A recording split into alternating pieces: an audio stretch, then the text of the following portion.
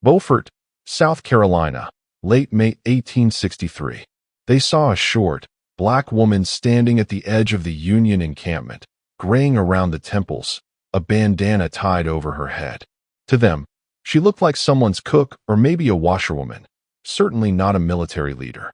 As she traced the route on the map with her finger, one junior officer couldn't help but scoff under his breath. "This old woman is going to lead us?" Another bit his lip to hide a grin. When whispers spread that this old woman was helping plan a raid on the Confederate plantations upriver, some of the soldiers laughed. A woman had no business leading men into battle, they thought. Maybe she was brave, maybe she knew the swamps, but she was illiterate and pushing past middle age. She should be nursing the wounded or peeling potatoes, not steering gunboats into enemy territory. More than one Union officer shook his head in disbelief at Colonel James Montgomery's willingness to take her advice. A few even smirked behind her back as she leaned over the campaign map by lantern light, explaining the plan. It seemed absurd, a former slave, a woman, directing an armed mission. Surely this was folly, or a tall tale waiting to end in humiliation or disaster. Colonel Montgomery, however, had no doubts. He'd seen Tubman's intelligence work firsthand and trusted her completely. He gave her the floor, encouraging his men to listen carefully to her plan. What none of those skeptical soldiers understood, what the laughing men couldn't possibly grasp, was that this old woman had spent a lifetime doing the impossible. She had already survived hardships and pressures they couldn't imagine, already overcome obstacles that would have broken their will long before. And she was about to deliver the most stunning response to all their doubts. Not with rank or formal authority, not with fancy tactics, but by doing something so bold and so undeniable that history itself would have to take notice. Within a matter of days, that same Harriet Tubman would lead Montgomery's troops on a secret river raid deep into rebel territory and return victorious, having liberated hundreds of enslaved people. The men who had scoffed at her would be left in awe. The old woman they dismissed was about to make Civil War history. Harriet Tubman's triumph on the Combahee River was more than just a successful raid. It was a symbolic strike at the heart of slavery and a landmark in American history. In a war fought over freedom, this operation proved that those who had been enslaved would not only fight for their own liberation, but could expertly lead the charge. Tubman's role upended every expectation of the day. Here was a black woman, someone born enslaved, legally considered property from birth, now planning and executing a complex military maneuver that put Confederate fortunes to rout. It was the ultimate reversal of the old order. Plantations that had stood for generations on the backs of enslaved labor were burning to ash, their enslaved workers rowing themselves to liberty under the protection of Union guns. And at the forefront of it all was Harriet Tubman. By all accounts, she became the first woman ever to lead an armed expedition in the Civil War, a feat virtually unthinkable in that era. Her success showed skeptics that black troops could gather intelligence, execute raids, and free hundreds in one night, all with a woman as the key architect. In the North, Tubman's Combahee raid also swayed opinions. It offered proof to those uncertain about enlisting black soldiers that African Americans would fight fiercely for freedom when given the opportunity. Less than a year earlier, many in the Union had doubted that former slaves could make good troops. This raid, led by a woman no less, proved otherwise in dramatic fashion. The raid sent a message. The Union Army wasn't just liberating slaves. Slaves were liberating themselves, with one of their own leading the way. To understand how Harriet Tubman came to embody such defiance, how she learned the skills, the courage, and the vision to carry out this mission, we must journey back to her beginnings. Decades before she stood on that Union gunboat, Harriet was a slave child named Araminta, fighting simply to survive. Her evolution from Minty Ross, an abused girl on a Maryland plantation, to General Tubman, the scourge of Southern slaveholders, is a tale as harrowing and inspiring as any in American lore. It begins in the early 1820s, in the dirt-floored cabin of the Ross family, deep in the tidewater country of Maryland's eastern shore. Araminta Minty Ross was born into bondage around 1822 on a Maryland plantation in Dorchester County. She was one of 9 children of Harriet, Rit, Green, and Benjamin Ross. Rit was enslaved, but Ben Ross was technically a free black man. Not that it made much difference for his children. By law, any child born to an enslaved mother was also enslaved, no matter the father's status. The Ross family's cabin was a drafty one-room shack with no windows and barely any furniture. Minty slept on the floor with her brothers and sisters, sometimes with only a tattered blanket between them and the cold. Hunger was a constant companion. More often than not, the children went to bed with empty bellies. From infancy, Minty's life was defined by other people's wealth and whims. She had heard the shrieks and sobbing of her older sisters as they were sold to deep southern plantations, disappearing down the road in chains while their parents wept helplessly. But Harriet's mother was not entirely powerless. On at least one occasion, when a Georgia slave trader came to the plantation looking to buy Rit's youngest boy, Rit Green defied him outright. She hid her little son and warned the would-be buyer that she would sooner die than let another one of her children be taken from her. The stunned man left empty-handed. Such flashes of fierce maternal protectiveness made a deep impression on Minty. She grew up knowing that injustice could be challenged, and that she, too, might summon that courage if the time came. Minty's childhood was one of separation and suffering. At about 5 or 6 years old, her master, Edward Brodess, began renting her out to neighbors as a domestic servant. The little girl was sent miles away from her mother to care for an infant and do housework under a strict overseer. Minty had never been inside a fine parlor before and received no training in how to perform such chores. On her first day, she swept the room as she would a dirt floor cabin, unknowingly allowing dust to resettle on the furniture. Her mistress was furious. Finding the surfaces still unclean, the woman berated Minty and whipped her without mercy, a rawhide lash cracking across the child's back for her stupidity. Minty was forced to sweep and dust the parlor over and over, 5 times before breakfast, until the mistress's sister finally intervened and taught the child a better method. That was a rare mercy. Most of Minty's early jobs were grueling and lonely. She was often cold, underfed, and far from any family who could protect her. She contracted measles and was left untreated by one employer until her mother somehow fetched her home and nursed her back to health, an experience that nearly killed her.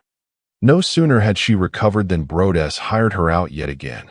Minty was sent to work as a field hand, trudging behind plows and hauling heavy loads before her 10th birthday.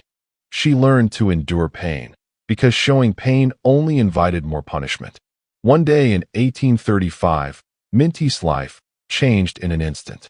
She was around 13 years old, on an errand at a dry goods store, when she witnessed an enslaved teenage boy attempt to escape his master. The boy's overseer shouted for Minty to help restrain him. Instead, she stepped in the doorway, defying the man. The enraged overseer grabbed a 2-pound iron weight off the counter and hurled it at the runaway, and it struck Minty squarely in the head.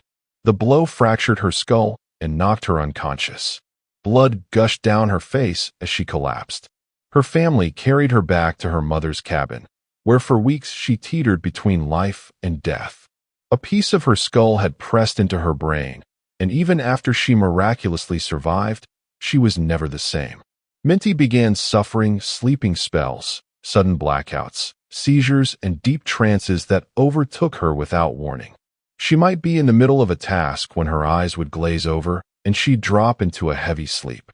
The Brodesses thought her dull-witted or damaged beyond use.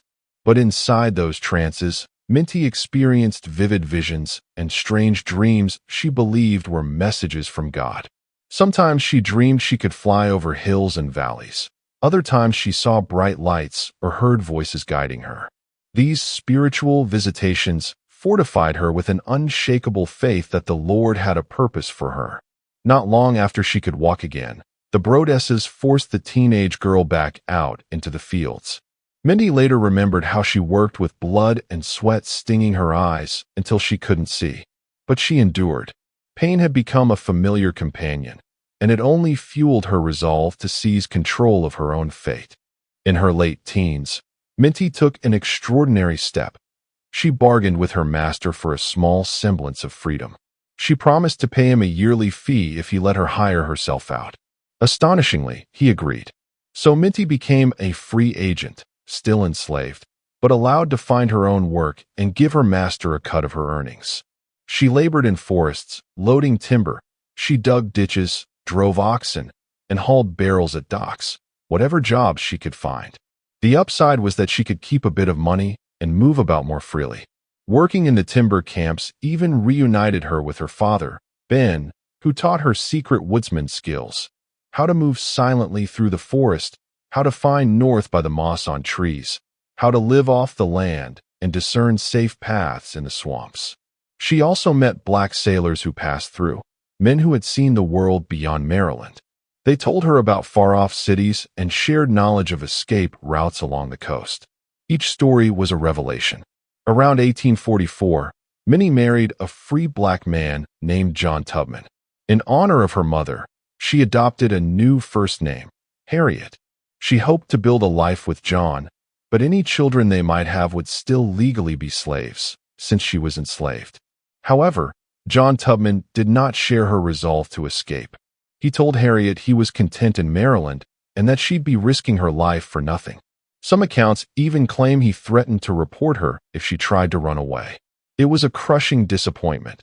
The man she loved could not find the courage to dream of freedom alongside her. Harriet made up her mind that, with or without him, she would seize her chance when it came. Sure enough, in 1849 that moment came. The Brodess family's finances were in shambles. They planned to sell Harriet and her brothers, just as they had sold her sisters years earlier. Harriet was not going to wait to be chained and sent to the cotton plantations of the Deep South. She decided she would run. As she later put it, she felt she had one of two things a right to, liberty or death. If I could not have one, I would have the other.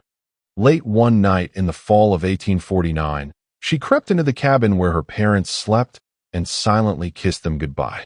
She couldn't tell her mother Rit of her plan. Rit's impulsive emotions might betray the secret, so Harriet slipped away without waking her. She did, however, sing a coded farewell. As she walked past the neighboring slave cabins, she lifted her voice in a familiar sorrowful hymn, one that sounded like a regular work song, but contained a hidden message that she was bound for the promised land. Those who understood the code would know Harriet was leaving that night. Shortly before midnight, Harriet and two of her brothers quietly set out, disappearing into the pine woods. She carried a tiny compass and the memory of starry skies her father had taught her. But the journey had barely begun when fear overtook her brothers. They were young men, terrified of the unknown. Afraid of being caught and brutally punished, they insisted on turning back.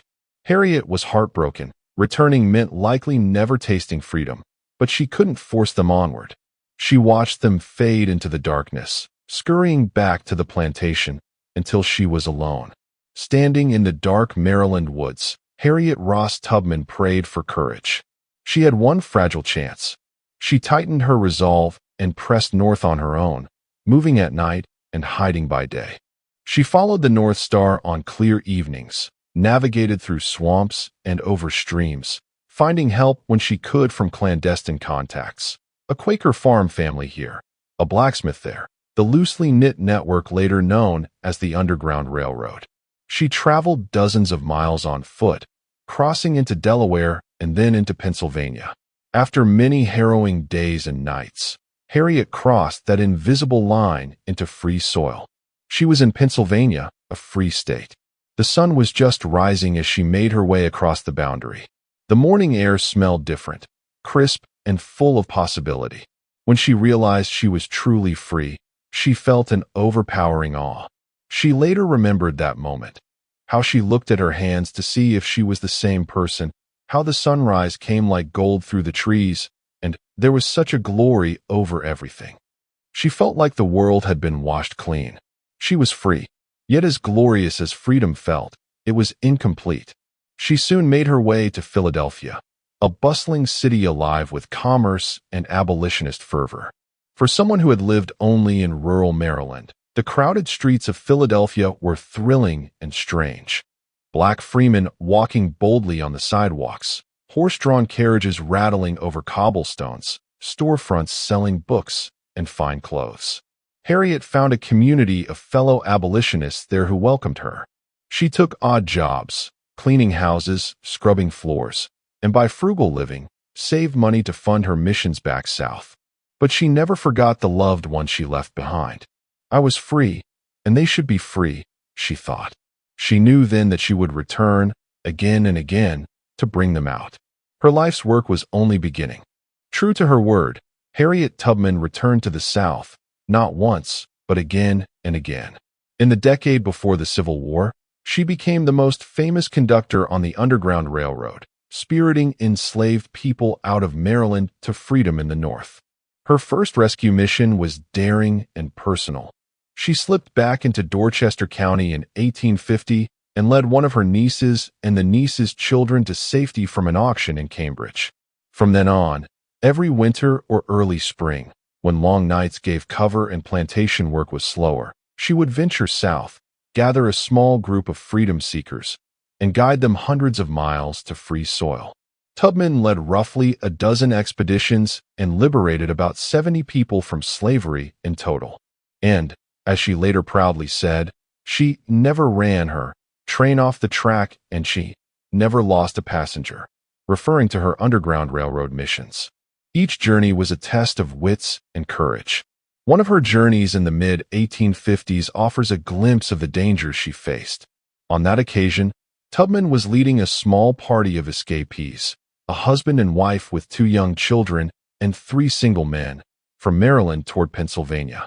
Winter had set in early. The ground was iron-hard with frost. The group traveled by night, as always, trudging through woods and marshes to avoid roads. During the day, they hid in haylofts or dense underbrush. Tubman kept them moving despite hunger and exhaustion. She carried a small pouch of laudanum, an opiate, and used it to dose the couple's baby when the child began to cry, a necessary mercy to keep the infant quiet when slave hunters drew near. More than once, Tubman had to alter their northward route on the fly, upon overhearing that armed posses were lying in wait ahead. Her instincts and knowledge of the terrain saved them from ambush multiple times. At one point in this trek, the little band reached the bank of a river they needed to cross, only to find it swollen with icy winter rain. The fugitives panicked. There was no bridge, and wading through could mean hypothermia or worse. Behind them, they could hear the baying of bloodhounds. A search party was closing in. Tubman steeled herself and stepped into the frigid water first. She instructed the tallest man in the group to carry the crying baby on his shoulders and for everyone to link hands. Slowly, they forged across the river in a human chain, feeling the current tug at their legs. The water rose to Tubman's chest, and she shivered uncontrollably, but she never stopped urging the others forward. Under her breath, she recited the 23rd Psalm. "Yeah, though I walk through the valley of the shadow of death, I will fear no evil." One agonizing step at a time, they made it to the opposite bank. At last, they stumbled out onto the far shore, gasping for breath, teeth chattering violently. Soaked and half-frozen, but alive, the runaways pressed on. Tubman permitted them only a brief rest. Stopping too long could be fatal in those wet clothes, and their pursuers were still close behind. She built a small fire and guided everyone in drying their skirts and trousers as best they could in the embers' warmth. Then, with the first hint of dawn lightening the east, she forced them onward into the woods. Such were the trials Harriet Tubman overcame on her missions. With unwavering resolve, she shepherded her charges from one safe house to the next, through swamps and thickets, under the noses of bounty hunters, until finally delivering them across the Mason-Dixon line. As Tubman's successes mounted, so did her reputation and the danger to her. The slaveholding class grew increasingly furious at the losses she inflicted. According to later reports, they posted rewards as high as $40,000 for the capture of the elusive Moses, a fortune in those days. But they never captured her. She seemed to vanish like a ghost in the swamps. Indeed, Her ability to appear and disappear led some enslavers to whisper that she was protected by supernatural powers. Southern slave catchers, frustrated and embarrassed, began calling her Moses in mocking reference to the biblical liberator. Little did they know the fugitives themselves already used that code name with reverence. By the end of the 1850s, Moses had become a living legend among enslaved communities. Folks sang spirituals about Moses leading her people to freedom and told stories in hushed tones about this fearless woman who always got her passengers safely to the promised land. The mythic status was earned. Tubman was relentlessly effective. She networked with abolitionists and safe house operators across the free states. In Philadelphia, she worked with William Still and others who arranged shelter and funds for her missions. After the Fugitive Slave Act of 1850 made even the northern states dangerous for escapees, Tubman rerouted her railroad all the way to Canada, escorting her groups to freedom in British Ontario.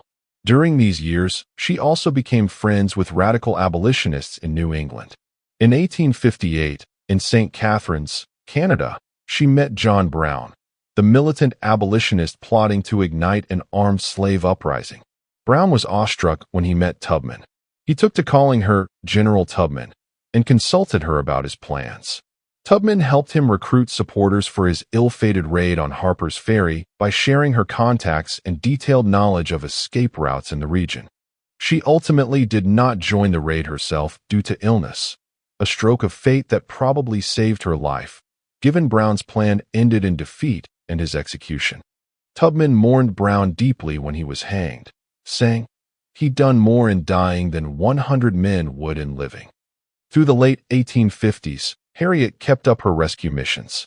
One of her most audacious feats came in 1857, when she exfiltrated her own elderly parents from Maryland.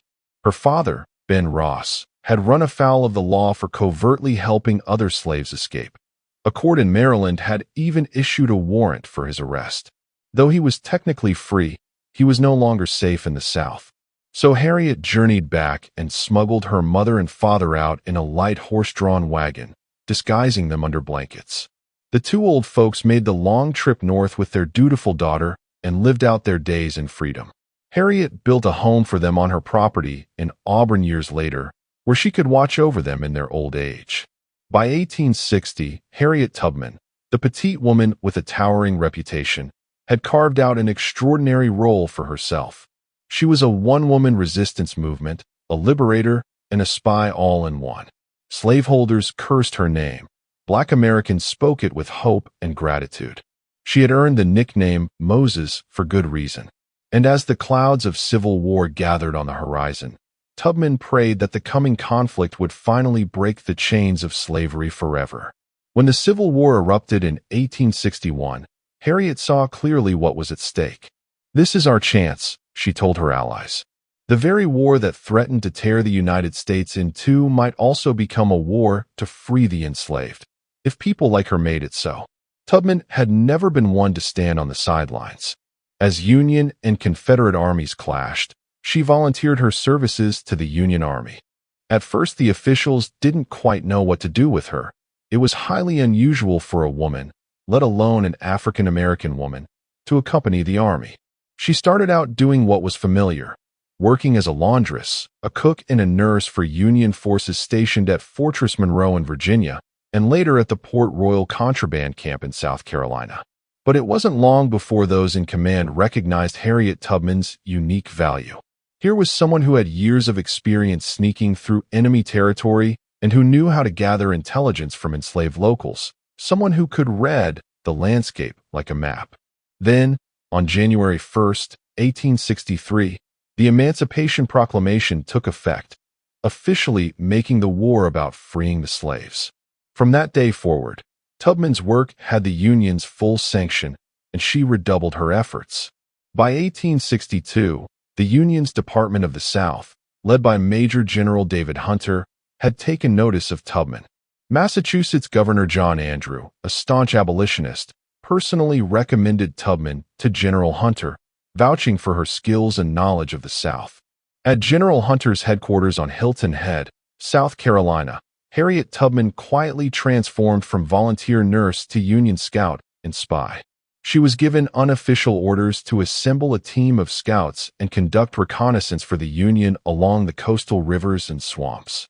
She recruited a small band of trusted scouts, many of them locally born black men, to slip behind enemy lines and report back. One, a man named William Plowden, had been enslaved near these waters and knew every inlet. He became her scout and pilot. Another, Charles Simmons, a skilled riverboat pilot, provided expertise on the Combahee currents and the locations of Confederate torpedoes, mines. And in May 1863, a brave refugee named Francis Izard escaped from the Combahee region and brought detailed reports of Confederate fortifications straight to Tubman's team. Armed with this intelligence, Tubman and her scouts created a detailed plan to strike at the heart of the enemy's territory. Tubman was not a commando or a sharpshooter, but she could do what neither of those types could: pass effortlessly through enemy lines and talk to her people, enslaved black residents, about local conditions. In modern terms, she was what intelligence officers would call a human terrain specialist. She acted mostly as an agent handler, enlisting the help of those who knew the area and spoke the Gullah dialect of the Sea Islands. Through them, she mapped out Confederate troop dispositions and identified strategic targets. General Hunter gave Colonel James Montgomery, a like-minded abolitionist who commanded the 2nd South Carolina, a black Union regiment, the green light to launch small-scale raids to disrupt the Confederates. By the spring of 1863, Tubman and Montgomery had identified a tantalizing opportunity for a large raid: the Combahee River region, about 25 to 30 miles up the coast from Beaufort. This was rich rice plantation country, largely untouched so far by Union forces. The area's enslaved laborers were still toiling for the Confederate war effort, planting crops, tending livestock, building fortifications. The Combahee River itself was key to Confederate supply lines, but it had been sown with dozens of torpedoes, naval mines, and was guarded by rebel pickets, deterring Union attacks. Tubman's sources revealed, however, that the defenses had weak points. The enemy positions were lightly manned, and the enslaved population was restive and ready. Tubman knew that if Montgomery's regiment could navigate the river without getting blown up, they could hit multiple plantations in one swift strike, destroy stockpiles of rice and cotton, torch key infrastructure, break the local slave economy, and, most importantly, liberate hundreds of people at once. It was a daring, unconventional plan, bordering on reckless. But Harriet Tubman was sure of her intelligence. This was the moment she had been preparing for her whole life. The chance not just to free a few dozen people under cover of night, but to liberate hundreds in one bold stroke, and to directly aid the Union war effort in the process. Tubman made a quiet, fateful decision. She would personally help lead the expedition alongside Colonel Montgomery. In late May of 1863, as the thick southern summer heat began to hang in the air, Tubman and Montgomery began assembling their forces and finalizing their preparations. The raid was set for the night of June 1st, 1863. Harriet Tubman, once a powerless slave girl, was about to become the first American woman ever to lead troops into combat. Midnight, June 2nd, 1863. The Combahee River winds through the low country like a black ribbon under the moonlight. 3 Union gunboats glide silently out of St. Helena Sound toward the river's mouth. On the lead boat, a Federal steamer named the John Adams, stands Harriet Tubman. She peers into the humid darkness, reading the shapes of the riverbanks by memory and intuition. Beside her is Colonel Montgomery, commanding about 150 soldiers of the 2nd South Carolina Volunteers, a regiment of formerly enslaved black troops, and a detachment of the 3rd Rhode Island Heavy Artillery. Another 150 or so men follow on the 2nd gunboat, the Harriet A. Weed. The 3rd vessel, the Sentinel, had run aground on a sandbar hours earlier, forcing its crew to transfer and cram onto the other 2 ships. Despite that hiccup, the mission presses on. As the gunboats slip into the narrow Combahee River, a palpable tension grips the soldiers on deck. The night is oppressively warm, Cypress trees draped with Spanish moss loom on either side of the water. Somewhere upstream, hidden in the dark, are Confederate picket stations and artillery, and perhaps floating torpedoes beneath the black water, waiting to blow them sky high. Every man on these boats knows that a single lucky shot from a shore battery or one unseen mine could send them all to the bottom. They also know that if they succeed, hundreds of enslaved people could gain their freedom by morning. Harriet Tubman stands at the bow, face resolute. For a brief moment, as the boats glide through the ghostly shadows, Harriet closes her eyes and feels the weight of it all. Less than 15 years earlier, she had crept through these very marshes with a price on her head, clutching a pistol and leading frightened runaways by the hand. She remembers hiding in a muddy ditch one night as slave catchers rode past, their lantern lights sweeping over her without finding her. Back then she was armed with nothing but faith and sheer will. Now she is returning as something else entirely, a Union scout at the helm of an armed expedition. The irony and justice of it are not lost on her. In her mind, she whispers a prayer of thanks for how far God has brought her. Then she opens her eyes and focuses on the task ahead. There will be time to marvel later. Now, she must guide these gunboats to the target. She has the advantage of knowledge she gathered herself. In the weeks leading up to this night, her spy network pinpointed the locations of the Confederate river mines. Enslaved boatmen had slipped her information about where the enemy's torpedoes were sunk and which riverbanks were fortified.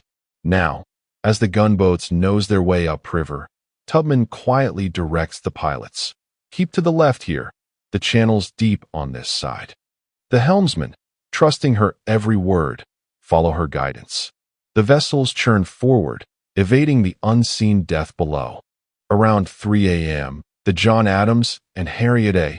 We'd reach a bend in the river near a ferry landing called Fields Point. Suddenly, a crack of a gunshot pierces the quiet. A Confederate sentry on shore has spotted them and fired his musket before fleeing into the woods. Montgomery immediately orders a company of soldiers to leap ashore and secure the small Confederate outpost at Fields Point. Tubman watches as the dark shapes of Union troops scramble onto the dock and fan out. But the rebel pickets have already melted away into the night, unwilling to face a surprise assault by armed former slaves. Within minutes, Fields Point is in Union hands.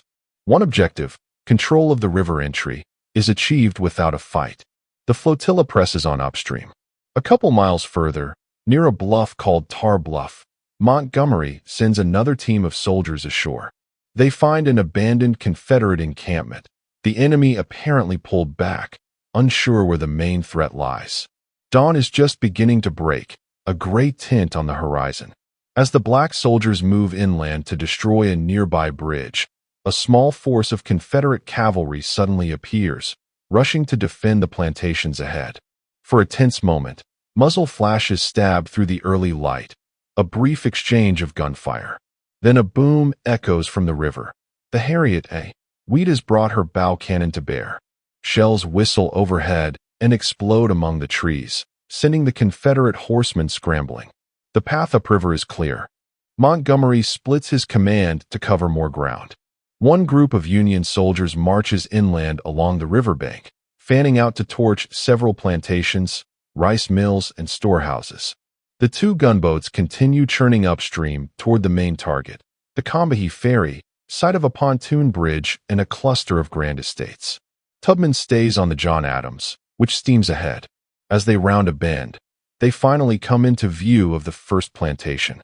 It's now fully light, early morning of June 2nd, and the moment of action has arrived. Tubman takes a deep breath and gives the prearranged signal, perhaps a whistle blast, perhaps a shrill train-like shriek from the steamer. In any case, the effect is electric. All at once, pandemonium erupts on shore. Hundreds of enslaved men, women, and children bolt from the fields and cabins, drawn by the sight of the Union gunboats like moths to a flame. Just as Tubman had promised them, freedom has come roaring down the river, and they are not about to let the opportunity slip away. They run through the rice paddies toward the water, carrying whatever they can. Harriet stands on deck and beholds an incredible scene. figures streaming out of the tree-line, women with babies strapped to their backs, toddlers stumbling alongside, old men hobbling on walking sticks, young boys lugging heavy bags of corn, even farm animals, pigs squealing, chickens fluttering under arms, all desperately fleeing toward the Union boats. Joy, terror, and chaos blend together on the riverbank. Overseers on horseback race around in circles, shouting feudal commands. A few gunshots ring out as one or two diehard rebels try to fire on the fleeing masses. A Confederate officer on a gray horse aims his pistol at a cluster of women wading into the water and pulls the trigger. A teenage girl staggers and falls with a scream, shot dead in the shallows. But nothing can stop the exodus now. The sight of black Union soldiers and the sound of Montgomery's men yelling, "Come on, we're here to take you to freedom," propel the enslaved forward. Tubman is moved and alarmed all at once. Far more people are rushing to the riverbank than the raiders had anticipated. Families are clutching each other, afraid of being left behind. Some can't swim and hesitate at the water's edge, terrified to wade out. The commotion threatens to dissolve into panic and tragedy. Tubman knows she has to impose order if this liberation is to succeed. She climbs onto the John Adams deck and begins to sing at the top of her lungs. It's a familiar tune, an old abolitionist song about Go Down, Moses, a melody she had often used on the Underground Railroad, and her voice, bold and reassuring, cuts through the din. The people on shore recognize the song's meaning. Its effect is immediate. The frenzied crowd steadies. Their screams transform into shouts of joy and prayer. Tubman waves her arms and calls out, telling them not to panic, to form lines. Hearing her, many begin to do so, hundreds of voices lifted in exultant harmony with hers. Meanwhile, Montgomery's soldiers are busy ferrying boatloads of escapees from shore to ship. The Union men have launched a flotilla of rowboats and small tenders. The black troops paddle furiously back and forth, helping frightened fugitives aboard. A stout woman passes her infant up to a soldier in the dinghy, then climbs in after. Two little siblings cling to each other as a rowboat carries them away from the only home they've ever known. A life of bondage now ending in a chaos of oars and splashing water. On the John Adams, soldiers reach down and hoist up newcomers, who collapse on the deck in disbelief and gratitude. Tubman moves among them, urging everyone to make room. She finds an elderly man trembling on his knees and assures him, "You are free now. We've got you." On shore, the Union detachment has put the torch to several mansions and outbuildings. Flames crackle and thick smoke billows over the river, casting an eerie orange glow on the scene. The pontoon bridge at Combahee Ferry, the very bridge the raiders came to destroy, is blown apart by artillery fire from the gunboats, a thunderous blast that sends planks and ropes flying. Montgomery's men, having completed their work, begin to fall back toward the boats, herding any remaining stragglers with them. They have to be quick now. Confederate reinforcements from nearby towns could arrive at any minute. Within roughly 2 hours of the operation's start, it is over. What began as a stealthy incursion has transformed into a full-blown liberation. More than 700 enslaved people have crowded onto the Union vessels, so many that every deck is packed tight, rail to rail, with humanity. Mothers sob and laugh as they clutch their children. Men embrace each other, shouting hallelujahs. The air is alive with the sounds of jubilation and shock. The John Adams and Harriet A. Weed, decks now brimming with freedom seekers, turn and begin to steam back down the Combahee. An uproarious cheer erupts among the escaped slaves on board. Those who can find their voices sing snatches of John Brown's body and hymns of praise. They are singing of deliverance. Tubman herself finally allows tears to well in her eyes. She raises a trembling hand to wipe her face, half sweat and half joyful tears, and joins in singing a hymn of thanksgiving. In all her years, this moment, watching hundreds of her people carried to freedom in one grand sweep, is perhaps the closest thing to heaven on earth she has ever witnessed. For Tubman's part, she never bragged or sought personal glory. She had always operated in the shadows and seemed content to let the success speak for itself. But the fact remained, she had just become the first woman in U.S. history to lead a military operation, and she had done so brilliantly. The raid dealt a humiliating blow to the Confederacy. Hundreds of enslaved workers were simply gone, and several of its richest plantations lay in ruins. Tubman's deeds during the war cemented her legend among Union forces and Black Americans alike. Soldiers who had initially scoffed at her old woman's appearance now spoke of her with reverence, trading stories of her bravery. One young lieutenant who days before had chuckled at the sight of Aunt Harriet in camp now tipped his cap in genuine respect as she passed by. Despite her pivotal contribution, official recognition for Harriet Tubman was frustratingly slow to come. The United States government did not pay her anywhere near the salary she was due for her work as a scout and spy. She repeatedly filed claims for compensation, detailing how she'd served the Union cause, but time and again she was denied, largely because she was a woman. The Union's leadership, progressive as some were, had never envisioned a woman, and a Black woman at that, serving as a combat leader. There was simply no precedent, no mechanism to reward her. It was an injustice that stung, though it never diminished Tubman's pride in what she had accomplished. Decades later, in the 1890s, she finally received a small pension, but only as the widow of Nelson Davis, a Black Union veteran she married after the war, not for her own courageous service. Even after the Combahee raid, Tubman remained with the Union Army through the war's end. In 1864 and 1865, she served at a hospital for Black soldiers in Fortress Monroe, Virginia, tending to wounded and sick troops. Ever resourceful, she used traditional herbal remedies alongside standard medicine. On one occasion, when an epidemic of dysentery ravaged the camp's ranks, Tubman went into the woods to gather roots and herbs and brewed a concoction that saved dozens of soldiers' lives. Army doctors had nearly given up on these men, but Mama Tubman, as they called her, would not. When the Civil War finally ended in Union victory in 1865, Harriet Tubman quietly returned to her family home in Auburn, New York. After the war, Harriet Tubman spent her remaining years much as she'd spent her youth, caring for others and fighting for justice in every way she could. She brought her elderly parents to live with her in Auburn and supported them. She opened her doors to orphans and to any relatives in need. In 1868, using money from abolitionist friends, she purchased property next to her home to create a rest home for aged and indigent colored people. She remained a humanitarian and activist well into old age. She became active in the women's suffrage movement, standing on stages next to the likes of Susan B. Anthony and Sojourner Truth, urging that women, especially Black women, be given the vote. At one suffrage convention, when someone implied women lacked the strength to contribute to politics, Tubman simply rose and told the crowd how she had led an armed expedition of men in wartime. The room fell silent, her point made more powerfully than any abstract argument for equality could have. Friends and neighbors in Auburn affectionately called her Aunt Harriet, admiring the way she lived in humble service despite her fame. Her renown extended overseas as well. Queen Victoria of Great Britain reportedly sent Tubman a silk shawl in 1897 as a token of esteem for her service.